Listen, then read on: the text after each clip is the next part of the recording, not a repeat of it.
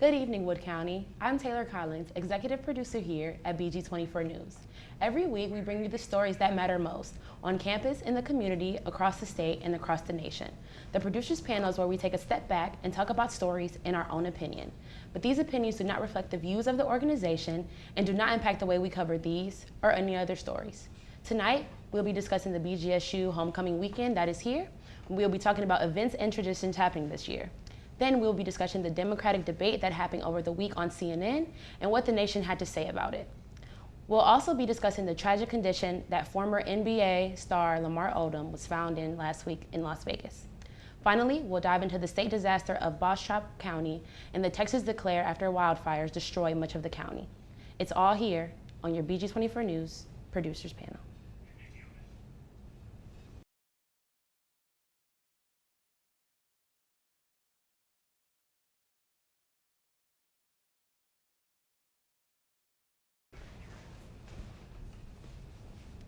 Welcome back.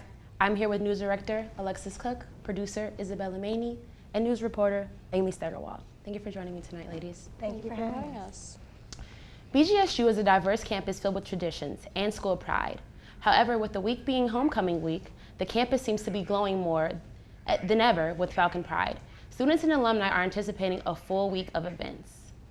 So this is my 5th homecoming as an undergrad. I'm a senior this year. And I'm just really excited about it. I saw that there were a lot of events happening, and I know that it's called Once a Falcon, Always a Falcon is like the theme of it this year. So it's really based around like alumni, which is what I love, because next year I'll be an alumni. Yeah, I'm so excited that we're starting with this because I just ran into someone when I went home over fall break who actually went to Akron and they graduated from there. And he came up to me and was like, oh, I love looking at BGSU commercials on TV because, you know, they're so centered around the students. And I never even thought of that. But he was, you know, somewhat disappointed because when he sees his school, he doesn't see that happening. So I think that's a great representation of BGSU. It makes people want to come back and it makes them want to participate in things like homecoming weekend, especially because there are so many events. You know, yesterday I was at the bed races that happened down by the Wolf Center, and those were interesting, but definitely something fun and different to do. Yeah, definitely being like a part of an organization. There's so many organizations on campus that you're going to be a part of it, and you're going to want to come back and experience it, and experience all like the new freshmen that come into your org, and just even new feel for it. So I think that's really interesting and cool. Yeah, I think that's the great thing about BG is that we're a big school, but we're also really a close-knit school too because of all the orgs within it. And I think it's awesome that the theme is like once a Falcon, always a Falcon, because you can tell with so many alumni who always come back for, especially for this weekend, how like much of an impact BG has. And so it's really cool that this homecoming weekend, everything kind of just comes together, and you can just see it this whole past week on campus, just like that Falcon pride. You can definitely see it. Exactly. Everyone gets so excited for homecoming weekend because, you know, that's when all of your alumni friends, I have people who have graduated already, and they're coming back and they're staying with me, so it's so nice to just reconnect with them, and also, you know, have your parents come down too and just like support your school and whatnot. Do you guys have any plans for this rest of the weekend and whatnot, tailgating? I know that there's a 5K run early in the morning. Oh, so yeah. Hopefully, I heard about that. In that. Yeah, I'm not participating in it, but I would love to just go and see and just be that, like, you know, just be in that atmosphere, just with a whole bunch of people just doing stuff for a good cause. That just shows that it starts so early. I mean, tomorrow there's a 5K run, then there'll be tailgaters, then there'll be the game, and I'm sure, you know, people will be out on the town tomorrow night. After the game, it's going to be how crazy. populated downtown is on homecoming weekend. I remember last year, it was just people everywhere. It did not seem like Bowling Green, Ohio. You know, there were so many people out and, you know, downtown at the restaurants, at the bars, and I just think that that's really cool that everyone, you know, whatever year you graduated, you come back. It's like we're really a giant family here at BGSU, and that's why you just feel so welcomed. Even in 5 years from now, I'll be like, I should come back for homecoming because it's really a city that I actually love. Yeah, it's definitely a culture within Bowling Green, and I think it really just thrives during this weekend, and I think it's just so cool to see everything come together like that. And I think the game, you know, because football is everything here, so I think the game is going to be really great, and I think we'll have a great turnout with like students and, you know, parents who come for the game, alumni. I think it's going to be an awesome game. I also, I think it's a good time for local businesses downtown. Oh, you know, for I sure. work That's at a great point. Cookie Jar downtown, and she always stresses, you know, homecoming weekend, you know, everyone wants to come back and have cookie jar, you know, the thing they can't have when they're down in Toledo or down in Cleveland, you know. And I think that, you know, Poly Eyes, all those places probably will get a lot of business because people, you know, can only get that here. There's special things that are just downtown that people look forward to. So it's definitely a great opportunity for local businesses as well. Definitely. Coming up when we return, we'll discuss the CNN Democratic debate that happened the past week. Stay with us. Welcome back to BG24 News Producers Panel. With the presidential campaign launching off in full swing, a lot of attention has been focused on Republican candidates. But this past Tuesday on CNN, the Democratic candidates took the stage and went into a full debate in the range of topics. The Democratic debate was hosted by CNN's Anderson Cooper and Hillary Clinton, Bernie Sanders, Martin O'Malley, Jen Webb, and Lincoln Chafee all participated. So I watched the debate, and it's so many topics that I just can't. So, I mean, I feel like Hillary revived herself in this one because, you know, a lot of has happened with like the email scandal. There's just been a lot of controversy around the Clinton family. So for her to come out and really shine and really say like what she's there for, she pretty much dominated it for me. What do you guys think? I feel like it was helpful for her that she owned up to that. Right. You know, the first step in moving forward with something as big as that is, you know, explaining what happened, not hiding from it, and I think that was very mature of her. Definitely. I think that one of the most, you know, biggest in debate history, I think, for when Bernie Sanders and her basically came together during the debate when they were talking about the email scandals and basically saying like, hey, like we shouldn't be talking about this, America shouldn't, it's like move past it, there's bigger issues to talk about. And I thought it was a really monumental moment for him and her to like shake hands and really just be like, no, like Anderson Cooper, we want to talk about the issues. Exactly. And I think that's so, you know, big of Bernie Sanders because any other candidate could have really used it to really like, you know, come at her for it, but he didn't. And I thought that was really noble of him. Yeah. I also noticed that for me, Bernie and Hillary were really speaking on a lot of great topics and really like giving good responses. I really didn't see a lot of responses from Senator Webb or Senator Chafee. Is it Chafee? Chafee. Chafee. And Governor O'Malley, I mean, he gave his points, but I really feel like Bernie and Hillary really spoke to, like when they asked, I know like, do all lives matter, do Black lives matter? I know that that was a really big topic this year with a lot going on and just social media and everything, so I'm really glad that they touched on it. And I feel like their responses were like really adequate for what, you know. You have to look at, because Anderson Cooper, he directed a lot of the questions towards Hillary Clinton or Bernie Sanders. And so he didn't ever really ask any of the other candidates, you know, what their opinions were on it. So I think it was Hillary Clinton had the most minutes, around like 30 minutes of speaking, and then Bernie had about 28 or 25 to 28. But something about like the topics of what they discussed, they did not really talk about climate issues, which is very important to not just me alone, but to a lot of our, you know, generation and whatnot. And they also didn't really discuss on topics of welfare within the poverty. They, you know, they stayed in middle class, but I think what a lot of people, and this is actually going back into like economics and whatnot, but a lot of people forget that, you know, there's not really a middle class. Like, middle class is at poverty line. Right. So they need to focus on how to bring poverty up. You know, they need to address, yes, there is poverty, and they didn't really do that at all.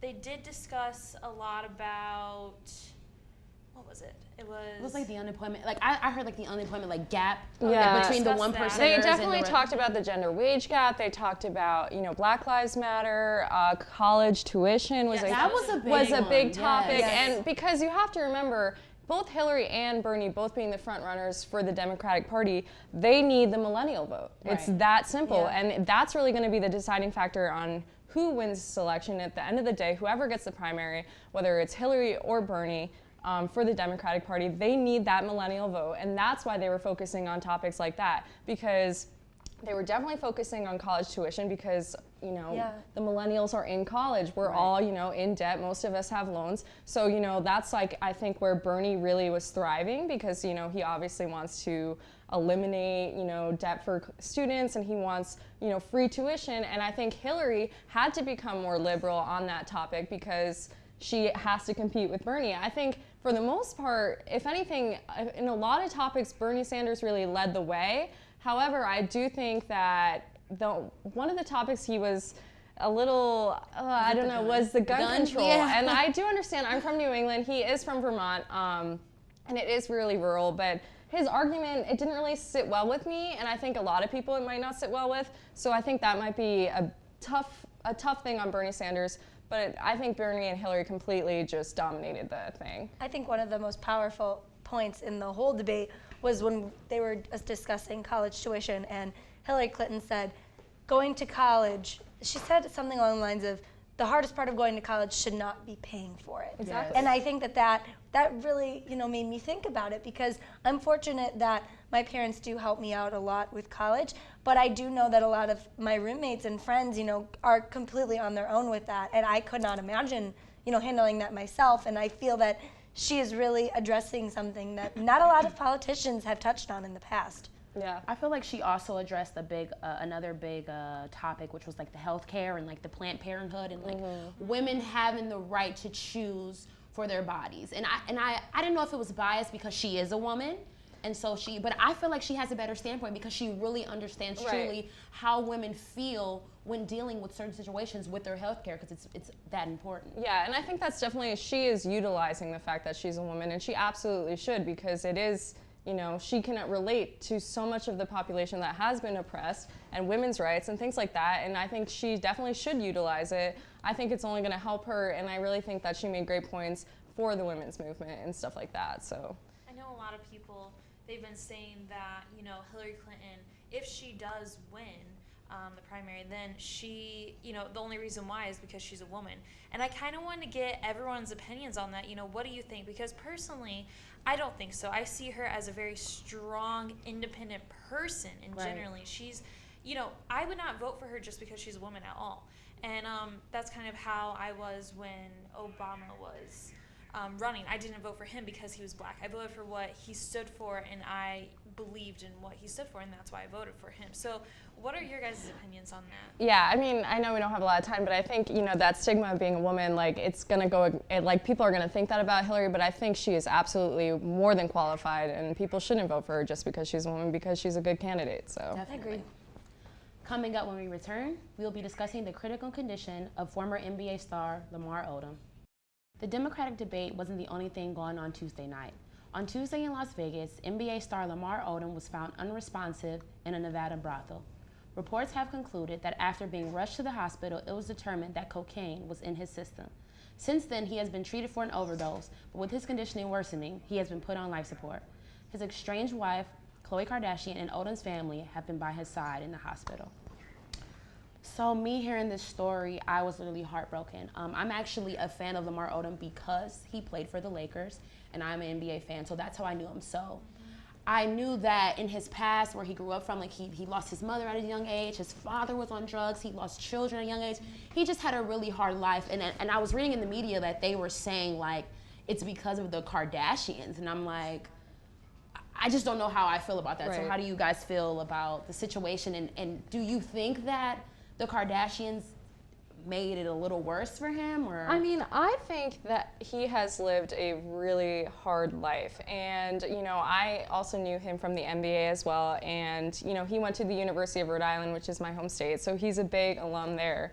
But I had always known that he had, you know, such a tough life, and I was heartbroken to see it, and I think he had problems before he even met her. I think the media is utilizing her and her whole family's empire just to twist the story, and I think really what people need to be focusing on is this man could lose his life, this man who's worked so hard, who's an incredible athlete, and you know, he could lose his life because he's in such a dark place. Right. So I just... And the thing that is like, he's probably been in this place for a while. And like a lot of people say, like when famous people kind of just go off board, it's like, well, we don't know what they go home to. You know, depression is real, Yeah. and people really have mental issues that need to get solved. And, you know, him being famous and being a black man, a lot of people say, like, oh, you know, we kind of push it off because, you know, mental illness isn't really our, but people are really struggling with this. And I don't know if he reached out to anybody and said anything, but it's just like, I wish someone could have helped him before it got as bad as it did.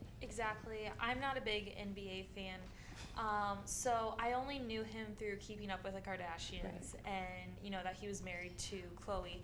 But you know, it hit me because it's like, this is a problem, you know, people overdose on drugs and whatnot. And I think, you know, coming from, you know, a celebrity like him, it kind of just makes it even more real. Like, you know, we have to, you know, focus on, you know, these issues that happens within our world.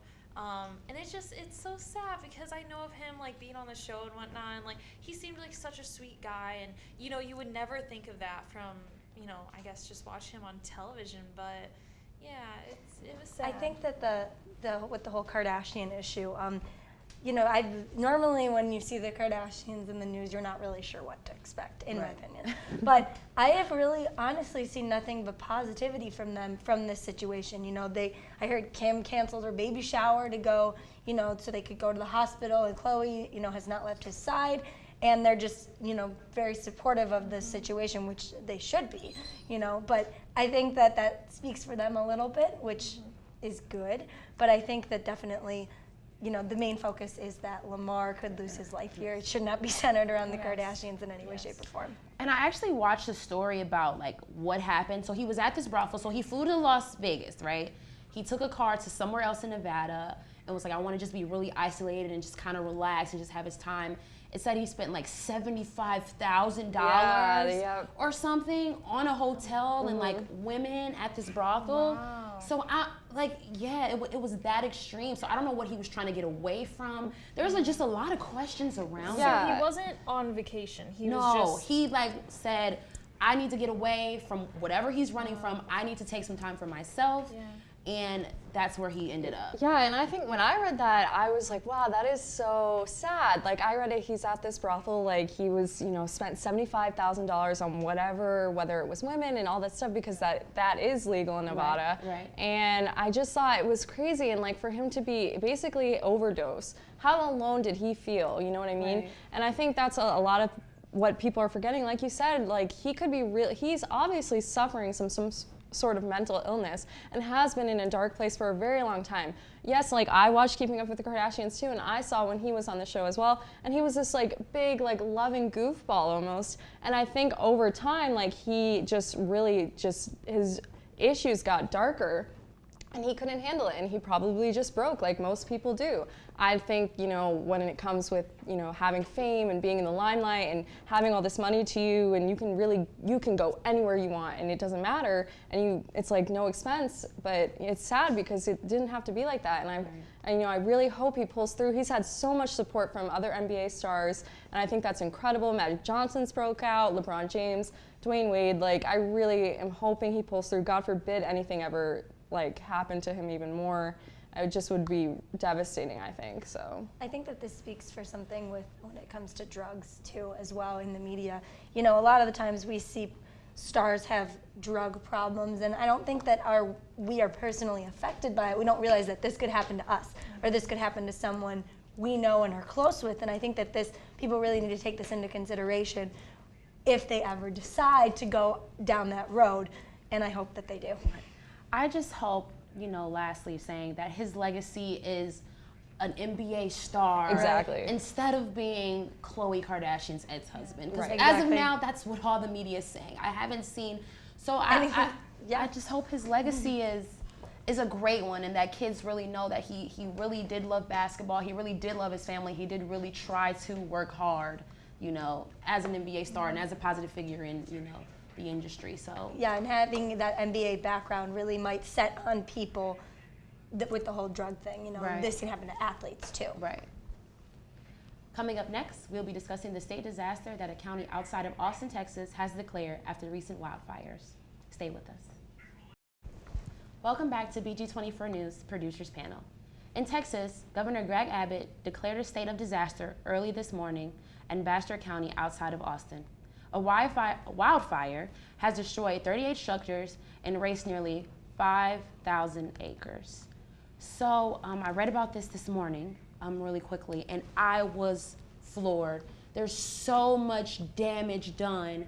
And I think it was because of like a farm accident. Do you guys know about the situation? I don't know the point of origin for the fire, but I do know that most of the things that got destroyed were homes.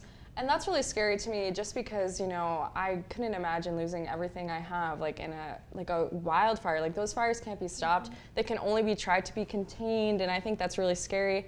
And I don't know the point of origin, but I mean, we have seen this before, like recently. I feel like this is a little too common, and I don't know, I really hope the best for everyone going through that. But I think it's something that we need to be aware of, like take this as another, just because this has happened before in recent time, and I just think we need to take this and be like, okay, what are we doing wrong that these are happening? And this goes back to what we were talking about before with the Democratic debate and climate change. It wasn't really addressed. I feel like this is something that might serve as an example, might be something that the candidates have to address eventually. And I just hope that there can be a change in that situation. You know, God bless all the people who have lost their lives or homes or anything. I don't know if anyone has, I'm sure we have lost lives, but I don't know the exact number. But it does really speak for our country. It needs to speak of what changes need to be made in that area. And it's happening in Texas. And as we all know, Texas is always a hotter, drier state. Exactly. Yeah. So this could be going on for hours, for days. I mean, a wildfire, they can probably only contain it so much. I think it only said like 30% got contained. Yeah, 25%. Yeah, contained, so that's literally still yeah. 75% of a wildfire happening. And so it's just like we're in this hot state. There's really probably not a lot of rain shower right now. So it's really just like adamant that we, you know, figure this out as soon as possible. Yeah, and I think when it comes to climate change, I definitely think, you know, there's things that need to happen. And I think, like you said, Amy, like going back to the Democratic debate, it needs to be talked about more. I mean, Martin O'Malley, he gave a big speech about how, you know, he has a plan for by 2050 we'll be okay and like all this stuff. And I think, you know, I didn't really hear that from any of the other candidates. And I mean, I do applaud him for that. I do think he kind of got overshadowed within the debate, but he was really the only one who was like, yes, I have a plan, like blah, blah, blah. And I think that we need to have a plan, you know, not even just as America, but as an entire planet, like a whole planet, because it's a global issue. So I just think that, you know, this shouldn't be happening. People shouldn't be losing their lives, their homes. Like, it's devastating, and we need to take care of our planet. Like, it's that simple. Having a presidential candidate, whether it be Republican or Democrat, needs to make it a priority that climate change is addressed, you know, because exactly what you said, it's not just something that's a problem in our country, it is a problem around the world. And we need to have someone representing us who's going to make that an adamant priority around the world, because if other leaders see that it is a concern of us, then maybe they will make it their concern as well. Definitely. And I know that you're in like the environmentalist group or club, so I really want to get your opinion on this, because I was like, environment, like this is really, it's really turning into a crisis. Like everybody's just putting it, you know, under the rug and like, well, we'll deal with it when it gets bad, and it's like gonna get bad. It is bad. It's bad, but it's gonna get worse soon. So I just want to kind of get your opinion on it too, because I know that you know, are you know, obviously I'm a big person, big activist, I guess you could call him, like environmental sustainability and whatnot. But my view on it is that we do need to address it more. We need to address it to the public more. And I know President Obama, for the past few years, he's definitely made it apparent to others that there is an issue. Global warming is a true fact. And even the Pope said it was. So it's just like, I think, you know, over time we will, but it takes time to, you know, inform everyone. Definitely. Well, that's it for BG24 News Producers Panel tonight. You can check out these stories and more on youtube.com/BG24 News. Also follow us on Facebook, Twitter, and now Instagram. And feel free to tweet us about what you think about these stories and issues. Have a great night, everyone.